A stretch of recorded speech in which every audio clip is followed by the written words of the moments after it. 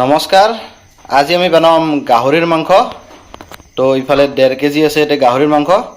প্ৰথমতে আমি মাংসখিনি বইল হবা দিম, তাৰ পাছত আপোনালোকক বাকিখিনি কি এৰে লগত জগাত দিম সেইখিনি আপোনালোকক দেখাই আছো। তো ইফালে মাংসখিনি বহে দিলো বইল হোৱাৰ কাৰণে, বঢ়িয়াকৈ একদম পানী ভৰ্তি কৰি দিছো, একদম ভালকৈ বইল কৰি ল'ম। আৰু বইল কৰাৰ টাইমত এতিয়া অলপমান মই নিমখ দি দিম। নিমখটো দিলে অলপমান মানে আৰু বইল হতে অলপমান সুবিধা হয়। তো এতিয়া অলপমান আৰু এনে মাংসৰ পৰিমাণ হিচাপত মানে নিমখ অলপ দি দিছোঁ। এতিয়া এখনি বঢ়িয়াকৈ বইল কৰি ল'ম। আৰু মাংসটো চাওক, চৰ্বিটোও আছে আৰু যিটো মানে মাংস টাইপ সেইটোও আছে, দুয়োটা মিক্স কৰি অনা হৈছে। তে চাই থাকক।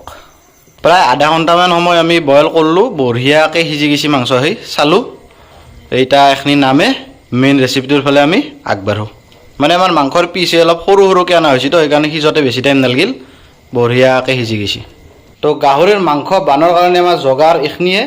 পিঁয়াজ কেইটামান কাটি লৈছোঁ, ইফালে আদা নহৰু আৰু জ্বালা একেলগে বটি লৈছোঁ, আৰু কেইটামান কাঁচা জ্বালা লৈছোঁ।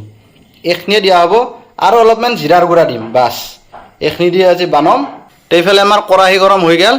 এতিয়া আমি এতিয়া তেল নিদিওঁ, গাহৰি যি চৰ্বি আছে সেই চৰ্বি দিয়ে তেল উঠাম, আৰু তাতে গাহৰিখন গোটেই বানি পেলাম। তো গাহৰিৰ চৰ্বি কেইটুকুৰামান দি দিলোঁ, ইয়াৰে পৰাই তেলটো প্ৰথমতে উঠাই ল'ম। বঢ়িয়াকৈ তেল উঠিব, চাই থাকক খালি আপোনালোকে। এই ফুটবা আৰম্ভ কৰিছে, তো তেল ওলবা আৰম্ভ হৈ গ'ল। অলপ টাইম পাছত চাব না, মোটামুটি পিঁয়াজ ভজা তেলখিনি ওলাই যাব। তো চাওক, অলপ টাইম ধৈৰ্য ধৰিব লাগিব এই কামটোৰ কাৰণে। এই চাওক তেল চাওক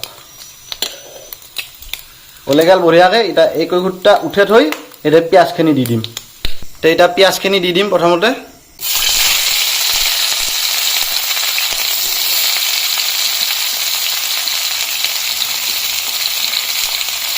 আৰু লগতে কাঁচা জ্বালা কেইটাও একেলগে দি দিম। এইখিনি অলপ টাইম বঢ়িয়াকৈ ভাজি ল'ম।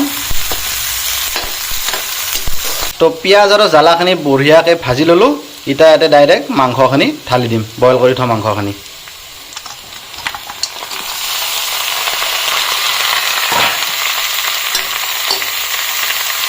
এতিয়া মাংসখিনি কিছু টাইম বঢ়িয়াকৈ ভাজি থাকিম। তো এনেকৈ বঢ়িয়াকৈ মাংসটো ভাজি আছোঁ, মাংস ফুটবা ধৰিছে দেখছি না। আৰু এইফালে তেল লাহে লাহে এৰি আছে। তো আৰু কিমান তেল উঠিব আপোনালোকে চাই থাকক। এক টকাও তেল দিয়া নাই, তো কিমান তেল উঠিব চাই থাকক আপোনালোকে। চাওক, আপোনালোকক ভালকৈ দেখাই দিছোঁ, তেল চাওক পূৰা ফুটি আছে, তেল ওলাই আছে। তো এনেকৈ বঢ়িয়াকৈ ভাজি থাকিম, আৰু অলপমান ভাজি লৈ বাকী দিব লগা বস্তুখিনি আদা নহৰু নিমখ হালধি এইখিনি দি দিম। তো কিছু টাইম বঢ়িয়াকৈ ভাজি ল'লোঁ। এতিয়া দিব লগা মছলাখিনি দিম। প্ৰথমতে আদা নহৰু আৰু জ্বালা যি বটিছিলোঁ আমি সেইখিনি দি দিম প্ৰথমতে।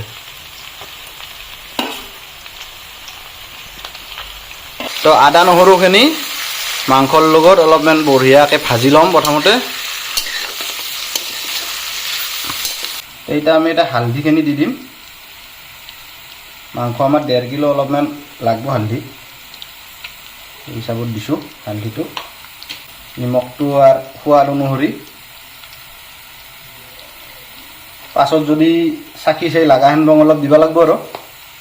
তো এইখিনি এতিয়া বঢ়িয়াকৈ লাৰি দিওঁ, মিক্স কৰি দিওঁ মজাকৈ।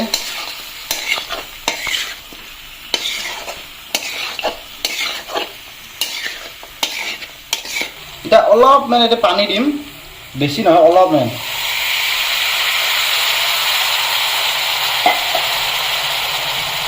মানে মাংসটো অলপমান ভিজা ভিজা সেনেকৈ হওঁকৈ পানীটো দিছোঁ। মানে তলত অলপ কামাৰ খাই ধৰিছিল, সেইকাৰণে পানীটো দিলোঁ। এতিয়া আৰু কামাৰ খাই নধৰে। তো এনেকৈ অলপ টাইম আৰু ভাজি ল'ম। লৈ উঠি জিৰাৰ গুড়াটো দি দিম। এতিয়া জিৰাৰ গুড়া দিলোঁ 1 চামুচ, আৰু লগতে 1 চামুচ জালুকৰ গুড়াও দি দিলোঁ। মছলা দিয়া কাম হৈ গ'ল, আৰু মছলা দিব লগা নাই। তো এতিয়া জিৰা আৰু জালুকৰ গুড়াখিনিও বঢ়িয়াকৈ মিক্স কৰি দিম।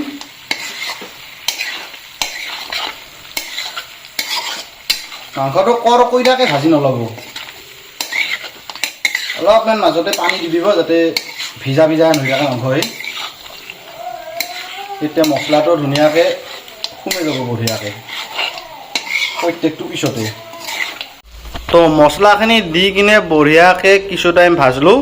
অলপমান আৰু মাজতে পানী দিছোঁ, দি কিনে ভাজিছোঁ। আৰু মাংস অলপমান কম হয় বেছি না আপোনালোকে, তে ভাজা মাংস আমি খালোঁৱে তাৰমানে মজা টেষ্ট হৈছে।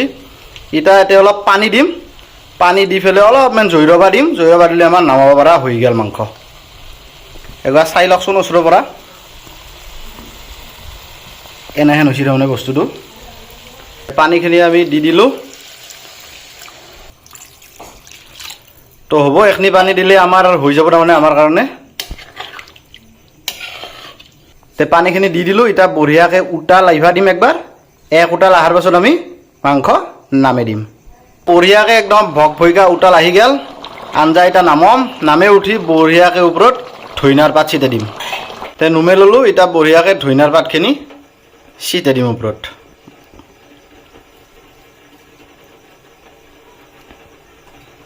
তে চাওক আঞ্জাৰ কালাৰ আৰু তেল কিমান উঠছে আপোনালোকে চাওক।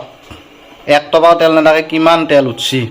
আৰু ধইনা দিয়াৰ লগে লগে এটা মজা গন্ধ আহি গৈছে, যিটো গন্ধই মানে আৰু মানে ৰখবা নৰি তাৰমানে সেনেহেন গন্ধ এটা আহি গৈছে। তে আমাৰ গাহৰিৰ মাংস হৈ গ'ল ৰেডি। তো একদম কম সময়ত আৰু সহজভাৱে ৰান্ধবা পৰা গাহৰিৰ ৰেচিপি এটা আপোনালোকক দেখালোঁ। যদি আপোনালোকে চাই ভাল পায় লাইক এটা কৰি দিব। তে আজিৰ কাৰণে এৰিলোঁ, নমস্কাৰ।